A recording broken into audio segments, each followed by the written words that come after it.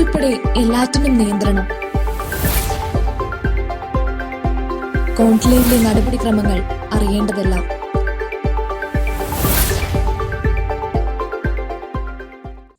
പുതിയ മാർപ്പാപ്പയെ തിരഞ്ഞെടുക്കുന്നതിന് 250-ലധികം അംഗങ്ങളുള്ള കർദിനാൾ സംഘത്തിലെ 80 വയസ്സിൽ താഴെ പ്രായമുള്ള 135 കർദിനാൾമാർക്കാണ് വോട്ടവകാശമുള്ളത്.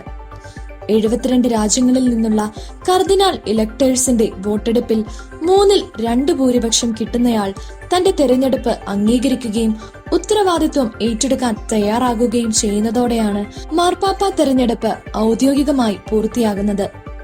കുംക്ലാവെ എന്നീ 2 ലത്തീൻ വാക്കുകൾ സംയോജിപ്പിച്ചതാണ് കോൺക്ലേവ് എന്ന പദം. താക്കോൽ സഹിതം എന്നർത്ഥം. കർദിനാൾമാർ അകത്തു പ്രവേശിക്കുമ്പോൾ വാതിൽ പൂട്ടുന്നത് കൊണ്ടാണ് ഈ പേര്. കോൺക്ലേവിന് മുന്നോടിയായി മെയ് 7 രാവിലെ സെന്റ് പീറ്റേഴ്സ് ബസിലിക്കയിൽ കർദിനാൾ തിരുസംഘത്തിന്റെ തലവൻ കർദിനാൾ ജോവാനി ബാറ്റിസ്ത്രയുടെ മുഖ്യ കാർമ്മികത്വത്തിൽ എല്ലാ കർദിനാൾമാരും പങ്കെടുക്കുന്ന വിശുദ്ധ കുർബാന നടക്കും. പ്രോ എലിജൻഡോ റൊമാനോ പൊന്തിഫീച്ചെ എന്ന പേരിലാണ് കോൺക്ലേവിന് മുന്നോടിയായുള്ള ഈ വിശുദ്ധ കുർബാന അർപ്പണം അറിയപ്പെടുന്നത്. വിശുദ്ധ കുർബാനയെ തുടർന്ന് സകല വിശുദ്ധരുടെയും ലുത്തീനിയ ചൊല്ലി പ്രദക്ഷിണമായി ഔദ്യോഗികമായ ചുവന്ന വസ്ത്രം ധരിച്ച് സിസ്റ്റൈൻ ചാപ്പലിലേക്ക് കാൽനടയായി നീങ്ങും. ഫോൺ ഉൾപ്പെടെ എല്ലാവിധ ഇലക്ട്രോണിക് ഉപകരണങ്ങളും സ്വിസ് ഗാർഡുകളുടെ നിയന്ത്രണത്തിൽ ഏൽപ്പിച്ചതിനു ശേഷം ദേഹപരിശോധനയ്ക്ക് ശേഷമാണ് അവർ കോൺക്ലേവിനായി ചാപ്പലിൽ പ്രവേശിക്കുക. ഇതോടെ ഡീൻ ചാപ്പലിന്റെ വാതിൽ അടയ്ക്കും.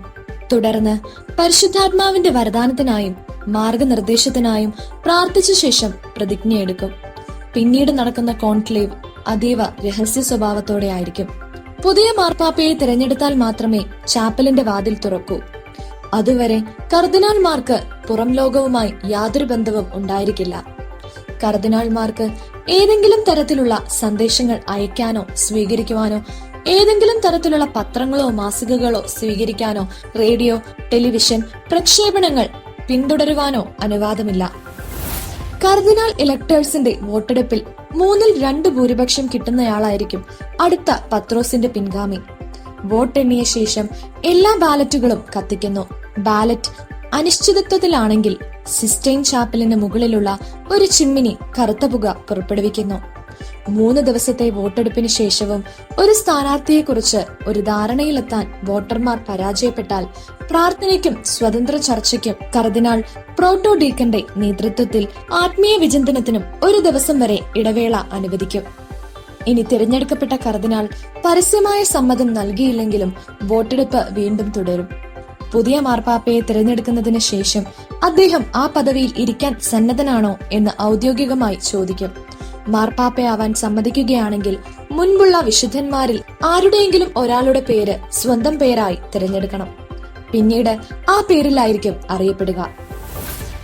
മാർപ്പാപ്പയെ തിരഞ്ഞെടുത്ത സന്തോഷ വാർത്ത ലോകത്തോട് വിളംബരം ചെയ്ത് സിസ്റ്റൈൻ ചാപ്പലിലെ പുകക്കുഴലിൽ നിന്ന് വെള്ളപ്പുക ഉയരുകയും സെന്റ് പീറ്റേഴ്സ് ബസിലിക്കയുടെ മണികൾ മുഴങ്ങുകയും സ്വിസ് ഗാർഡുകൾ ബാൻഡ് വാദ്യവുമായി വലയം ചെയ്യുകയും ചെയ്യും. തുടർന്ന് കർദിനാൾ സംഘത്തിലെ മുതിർന്നയാൾ സെന്റ് പീറ്റേഴ്സ് ബസിലിക്കയുടെ മട്ടുപ്പാവിലെത്തി ഹാബിമോസ് പാപ്പാം, നമുക്കൊരു പാപ്പയെ ലഭിച്ചിരിക്കുന്നു എന്ന് അറിയിച്ച് പുതിയ മാർപ്പാപ്പയുടെ പേരും സ്വീകരിച്ച നാമവും വെളിപ്പെടുത്തും. പിന്നാലെ പുതിയ മാർപ്പാപ്പ വിശ്വാസികൾക്ക് മുന്നിൽ പ്രത്യക്ഷനായി അഭിസംബോധന ചെയ്യും. തൊട്ടു പിന്നാലെ പുതിയ മാർപ്പാപ്പ തന്റെ അനുയായികളെ അഭിവാദ്യം ചെയ്യുകയും ആദ്യമായി ആശീർവാദം നൽകുകയും ചെയ്യും.